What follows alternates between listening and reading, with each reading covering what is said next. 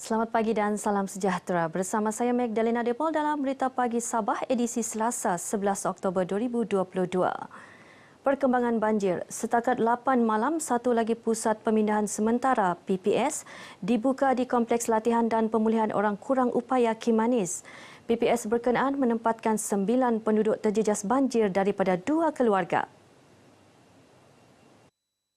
Daripada jumlah itu, 3 lelaki dewasa, 2 perempuan serta masing-masing 2 kanak-kanak lelaki dan perempuan. Menurut kenyataan Sekretariat Jawatankuasa Pengurusan Bencana Negeri Sabah, tren semasa dilaporkan meningkat dan sehingga kini 88 penduduk terjejas ditempatkan di 3 PPS. Sebelum ini, 79 penduduk terjejas banjir melibatkan 14 keluarga di Pinampang dan Putatan ditempatkan di 2 PPS iaitu Dewan Kebudayaan Pinampang dan Dewan PPR Sri Keramat. Susulan insiden kebakaran membabitkan 20 buah rumah di Kampung Tanjung Kapur Kudat, Kementerian Pembangunan Masyarakat dan Kesejahteraan Rakyat Sabah melalui Jabatan Perkhidmatan Kebajikan Am JPKA bertindak awal memastikan bantuan awal telah disampaikan kepada penduduk yang terjejas dalam insiden kebakaran tersebut. Apabila pusat pemindahan sementara diaktifkan, maka jabatan-jabatan terlibat seperti Jabatan Perkhidmatan Kebajikan Am akan dapat memainkan peranan dan tugasan mereka. Sementara itu, Pegawai Daerah Kudat Bakri Nanun memaklumkan penduduk terjejas kebakaran di Tanjung Kapur Kudat akan ditempatkan sementara dalam masa 7 hari di Rumah Rehat Daerah Kudat.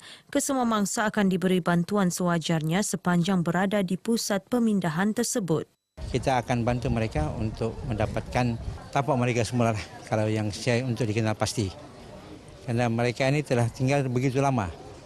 Dan saya pikir inilah kali kedua kebakaran berlaku. Mereka di tapak yang sama juga. Jadi kita membantu mereka untuk kembali ke tapak mereka itu dengan kerjasama kesemua Jawatankuasa Pengurusan Bencana Daerah.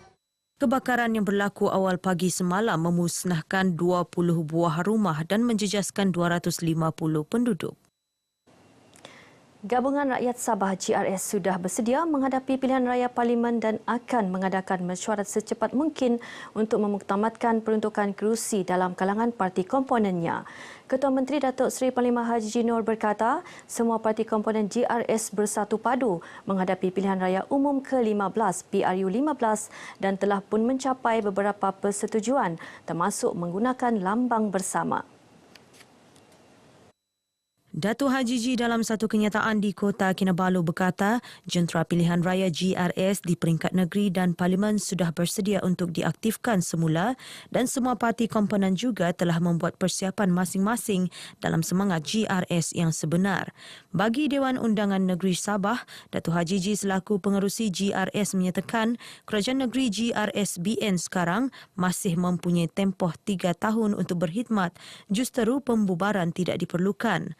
Semalam, Perdana Menteri Datuk Seri Ismail Sabri mengumumkan pembubaran parlimen bagi memberi laluan kepada PRU 15. Semua negeri kecuali Sabah, Sarawak, Melaka dan Johor juga dinasihatkan untuk membubarkan DUN masing-masing agar pilihan raya negeri mereka dapat diadakan serentak dengan PRU 15. Dalam perkembangan lain, Datuk Haji Ji mengarahkan semua pihak berkuasa tempatan dan Jawatankuasa Bantuan Bencana turun padang mengendali dan menilai kerosakan akibat banjir yang menyebabkan beberapa kawasan dinaiki air.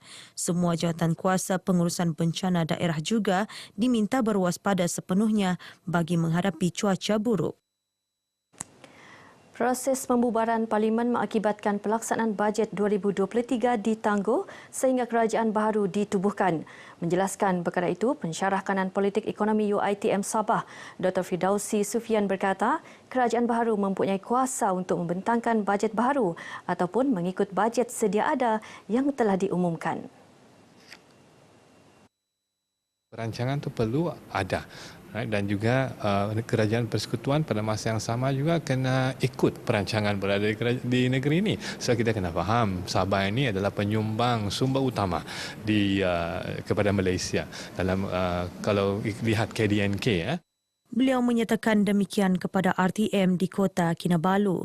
Sementara itu, ketika mengulas bajet 2023, beliau menggariskan 3 elemen penting dalam agenda pembangunan negeri secara holistik. Ia adalah perancangan, pelaksanaan serta komunikasi yang baik antara kerajaan negeri dan kerajaan persekutuan bagi membolehkan peruntukan bajet yang disalurkan dapat disalurkan sepenuhnya untuk manfaat rakyat. Beralih ke perkembangan harian COVID-19, sebanyak 101 jangkitan baharu direkodkan semalam, penurunan 10 kes berbanding Ahad lalu. Jumlah itu direkodkan daripada bilangan sampel dan kadar kepositifan yang hampir sama dengan hari sebelumnya. Menerusi kenyataan Menteri Kerajaan Tempatan dan Perumahan Datuk Seri Panglima Masidi Manjun, sebanyak 13 daerah merekodkan jangkitan baharu dengan 2 daripadanya mencatatkan jangkitan 2 angka. Kota Kinabalu merekodkan jumlah jangkitan sama dengan angka pada hari sebelumnya iaitu 54, sementara Sandakan menambah 3 kes kepada 11 kes semalam. Tiada jangkitan baharu direkodkan di 14 daerah. Kesemua 101 kes baharu yang direkodkan dalam kategori 1 dan kategori 2. Kerajaan negeri akan terus membantu mana-mana program penganjuran yang menjurus kepada peningkatan kesejahteraan masyarakat, khususnya kesihatan mental.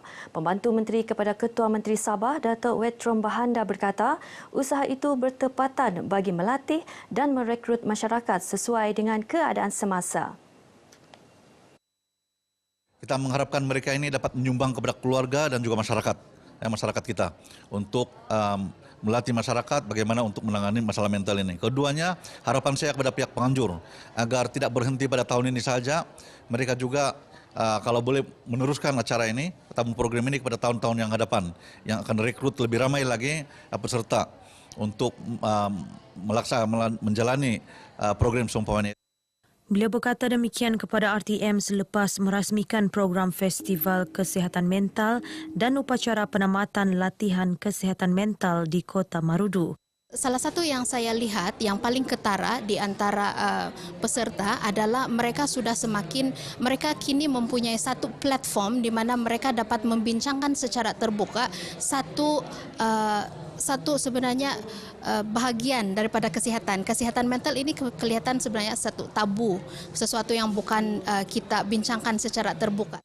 Program anjuran Jabatan Pelayanan Wanita Seventh-day Adventist Mission of Sabah yang dihadiri 175 peserta melibatkan modul latihan merangkumi perubatan, psikiatri, pendidikan dan teologi. Universiti Malaysia Sabah UMS menerima 4,576 prasiswa baharu bagi sesi pengajian 2022-2023. Daripada jumlah itu, 2,770 pelajar berasal dari Sabah, 1,783 pelajar dari Semenanjung, Sarawak dan wilayah Persekutuan Labuan, serta 23 pelajar antarabangsa dari Bangladesh, Brunei, China, Hong Kong, Jepun dan Thailand. Naib Chancellor UMS Profesor Datuk Dr. Kasim Mat Mansor berkata UMS turut menerima 8 prasiswaza orang kurang upaya OKU.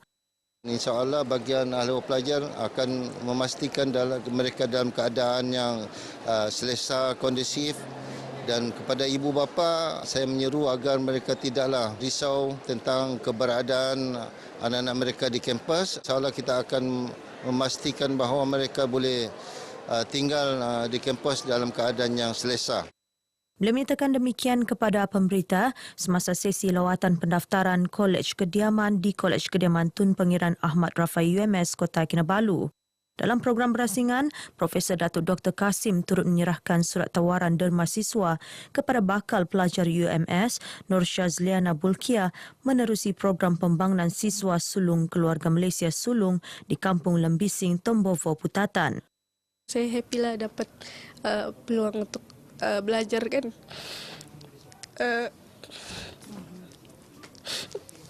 Terima kasih lah ke pihak UMS sama Menteri Pengajian Tinggi bagi saya peluang. Saya harap saya dapat belajar dengan buah bagus, dapat keputusan yang cemerlang lah. Dan harapan saya agar anak saya akan belajar dengan bersungguh-sungguh dan mencapai kecemerlangan Sulung adalah inisiatif Kementerian Pengajian Tinggi bagi membantu anak sulung dalam keluarga B40 melanjutkan pengajian ke universiti. Turut ditawarkan biasiswa, elon bulanan, asrama dan khidmat pementoran sehingga pelajar mendapat pekerjaan. Penyertaan wanita dalam bidang keusahawanan berupaya memperkasa peranan golongan itu untuk menyumbang kepada perkembangan ekonomi keluarga, masyarakat dan negara. Ia juga mewujudkan peluang pekerjaan sekaligus mengurangkan kadar pengangguran dan kemiskinan. Kepada komunitas yang berminat dalam bidang usahawan, perniagaan ini agar menerajui usaha ini.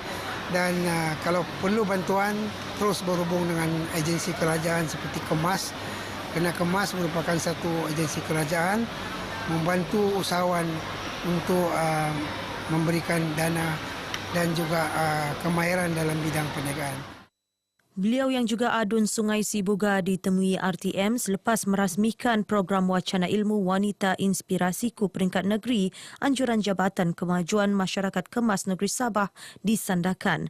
Sementara itu, Pengarah Bahagian Pendidikan Kemahiran Kemas, Dr. Zainal Abidin Ali berkata pihaknya merangka pelbagai program bagi menggalakkan wanita menceburi bidang keusahawanan. Kami pihak Kemas mengalu-alukan pada usahawan-usahawan luar bandar, golongan wanita khususnya.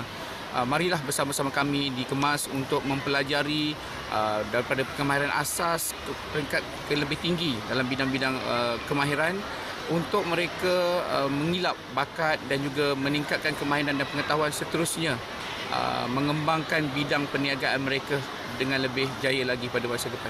Berasa gembira, sesungguhnya Kemas menyediakan penghargaan untuk usahawan. Setidak-tidaknya ia membangkitkan semangat usahawan untuk maju. Kadang-kadang kita ni ada masa jadi usahawan ni bukannya senang. Banyak cabaran yang kita lalui lagi dalam masa begini ni. Sekian berita pagi Sabah kali ini. Saya Magdalena Depol. Salam hormat dan salam keluarga Malaysia.